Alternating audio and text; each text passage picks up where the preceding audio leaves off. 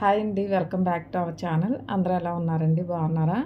ఇవాళ వ్లాగ్ చూసే ముందుగా అందరికీ కూడాను శ్రీరామనవమి శుభాకాంక్షలు అండి.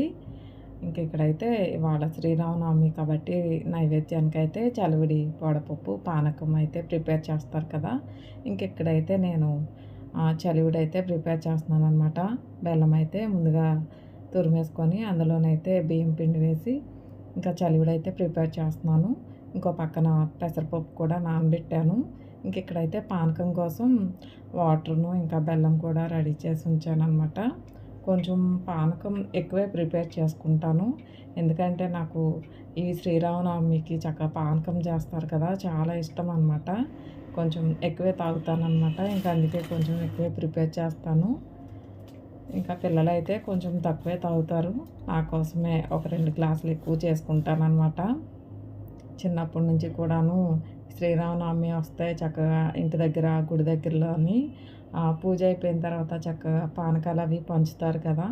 అప్పుడైతే ఒక 3-4 గ్లాసుల వరకు చక్కగా సాయంత్రంలోపు తాగేస్తానమాట. నాకైతే చాలా ఇష్టము పానకం అంటే. ఇంకా అందుకే కొంచెం ఎక్కువైతే ప్రిపేర్ చేస్తున్నాను అనమాట. ఇంకా పానకం అయితే బెల్లం వేసేసి కొంచెం యాలక్కాయల పొడి ఇంకా మిరియాల పొడి కూడా వేసేసి కలిపేసాను. చలిమిడి వడపప్పు కూడాను చిన్న బౌల్లో వేసేసి ఉంచాను.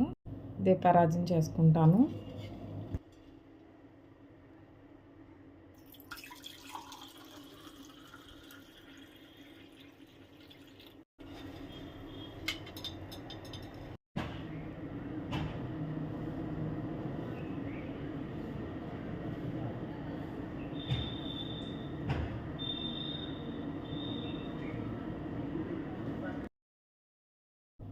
ఇంకా ఇంట్లో పూజ అయిపోయిన తర్వాత ఇక్కడ కృష్ణుడి గుడి దగ్గర రాముల వారి కళ్యాణం అయితే జరుగుతుంది. అయితే అంతకుముందు ఏడైతే కొంచెం లేట్గానే చేశారు. ఇంక ఈసారి కూడా కొంచెం అలాగే చేస్తారనుకున్నాను కానీ ఇంకా పొద్దున్నే స్టార్ట్ చేస్తారనమాట. ఇక్కడ అయిపోయిన తర్వాత బ్రాహ్మణులు ఇంకో 2 చోట్లకు వెళ్ళాలని చెప్పి ఇంకా పొద్దున్నే అయితే ఇక్కడికి వచ్చేసారనమాట.